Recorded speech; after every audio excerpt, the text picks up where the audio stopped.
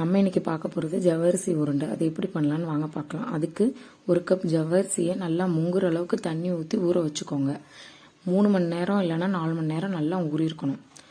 இதை அடுத்து ஒரு கடாய் எடுத்துக்கோங்க. அதில் 1 டேபிள் ஸ்பூன் கீ எடுத்துக்கோங்க. கீயில் மிக்சடு நட்ஸ், எல்லா நட்ஸும் 5 நட்ஸ் எடுத்து அதை க்ரஷ் பண்ணி அதை லைட்டாக ஃப்ரை பண்ணி எடுத்துக்கோங்க. ஒரு கப் அளவுக்கு தேங்காய் துருவி நான் எடுத்திருக்கேன். அந்த தேங்காய் துருவுறதுலேயே கொஞ்சமாக நான் கசகசா ஆட் பண்ணியிருக்கேன். ஆட் பண்ணிவிட்டு அதையும் இதோட சேர்த்து நம்ம கொஞ்சம் வதக்கி எடுத்துக்கலாம். இதில் 4 டேபிள் ஸ்பூன் நாட்டு சர்க்கரை எடுத்திருக்கேன்.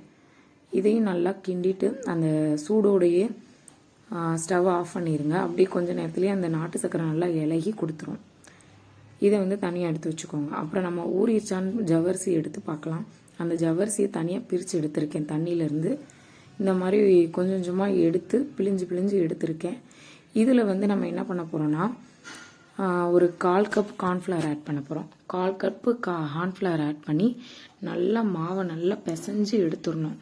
அந்த ஜவ்வரிசி ஊறினது நல்லா மாவாகணும். பாதி மாவாகவும் பாதி அங்கங்கே ஜவ்வரிசி மாதிரி இருக்கணும். அப்போ தான் அது நல்லா டேஸ்டியாக வரும். மாவு நல்லா கொலக்கட்டை மாவு பதத்துக்கு நல்லா பிடிக்கிற மாதிரி இருக்கணும். அப்போ தான் நமக்கு அங்கங்கே பிசுறு தட்டாமல் நல்லா நிற்கும் நம்ம உள்ள ஸ்டஃபிங் வைக்கிறதுக்கு. இது ஒன்று தான் இதில் கொஞ்சம் நம்ம கவனமாக செய்ய வேண்டிய போர்ஷன். இது மட்டும் கொஞ்சம் கவனமாக செஞ்சிட்டிங்கன்னா நல்லா டேஸ்டியாக நமக்கு கிடைக்கும்.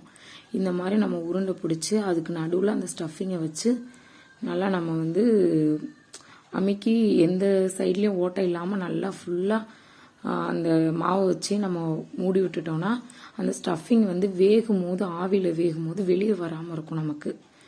இதுதான் இந்த மிஸ்டேக் மட்டும் பண்ணாமல் கரெக்டாக பண்ணிடுங்க. அப்போ தான் அந்த கொலக்கட்டையோட டேஸ்ட் அவ்வளோ டேஸ்டியாக இருக்கும். இந்த உருண்டை யாரெல்லாம் அதிகமாக சாப்பிடுவாங்க, இந்த ஸ்டஃபிங் எப்படின்னா நம்ம உடம்பு அல்சரு, வயிற்று பிரச்சனை, அப்புறம் குடல் பிரச்சனை, வயிற்று வலி இந்த மாதிரி இருக்கிறவங்களுக்குலாம் இது ரொம்ப ரொம்ப ஹெல்த் பெனிஃபிட்ஸ் இருக்குது. இதில் ரொம்ப டேஸ்டியாகவும் இருக்கும். அதே நேரத்தில் இதில் நிறைய ஹெல்த் பெனிஃபிட்ஸ் இருக்குது. அப்புறம் வாய்ப்புண்ணு இருக்கிறவங்க, இந்த மாதிரி வயிறு பிரச்சனைகள் இருக்கவங்க எல்லாருமே இது சாப்பிட்லாம். இது ரொம்ப ரொம்ப ஹெல்த்தியான ஒரு ஸ்நாக்ஸ் தான். ஈவினிங் டைமில் பிள்ளைங்க ஸ்கூல் விட்டு வரும்போது இந்த மாதிரி ஸ்நாக்ஸ்லாம் செஞ்சு கொடுங்க. இது ஹெல்த்தியாகவும் இருக்கும். குழந்தைங்களுக்கு அடுத்தடுத்து இதே மாதிரி கேட்பாங்க. இது சாப்பிட்றதுக்கு அப்படியே ஜெல்லி மாதிரியே தான் இருக்கும் அவங்களுக்கு. அடுத்தடுத்து இன்னும் வேணும் தான் கேட்பாங்க. அந்த மாதிரி அவ்வளோ டேஸ்டியாக இருக்கும். நீங்கள் கண்டிப்பாக இதை ட்ரை பண்ணி பாருங்கள்.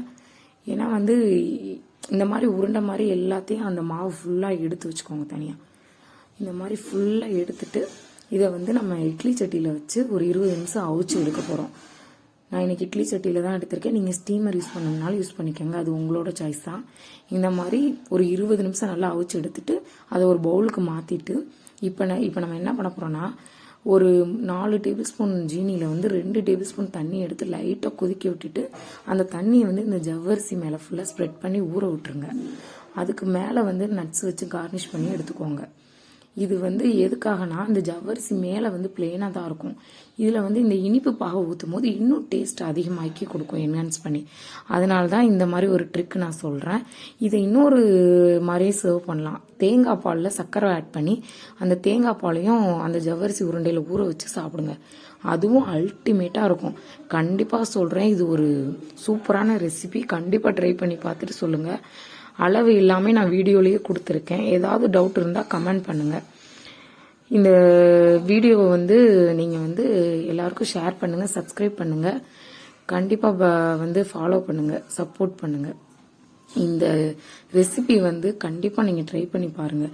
வீட்டில் இருக்கக்கூடிய பொருளை வச்சு ட்ரை பண்ணி பாருங்கள். லைலான் ஜவ்வரிசியில் கண்டிப்பாக ட்ரை பண்ணாதீங்க, அது வராது, நல்லாவே வராது. இது கண்டிப்பாக மாவு ஜவ்வரிசி யூஸ் பண்ணி தான் பண்ணணும். இதுக்கு மாவு ஜவ்வரிசி தான் கரெக்டாக இருக்கும். இதை அப்படியே எடுத்து நம்ம பிச்சோம்னா அப்படியே அந்த ஸ்டஃபிங் ஃபுல்லாக அப்படியே வெளியே வரும். அவ்வளோ டேஸ்டியாக இருக்கும். அந்த பாகில் மிக்ஸ் பண்ணி கூட சாப்பிட்லாம், இல்லைன்னா டிப் பண்ணி கூட சாப்பிட்லாம். அவங்கவுங்க டேஸ்ட்டை பொறுத்து நீங்கள் எப்படி சாப்பிடணுமோ சாப்பிட்டுக்கோங்க. இது நார்மலாக சும்மா எடுத்து அந்த உருண்டையை கடிச்சு சாப்பிட்டாலே செம்ம டேஸ்ட்டாக இருக்கும். அப்படியே ஜெல்லி மாதிரி நல்லா இருக்கும்.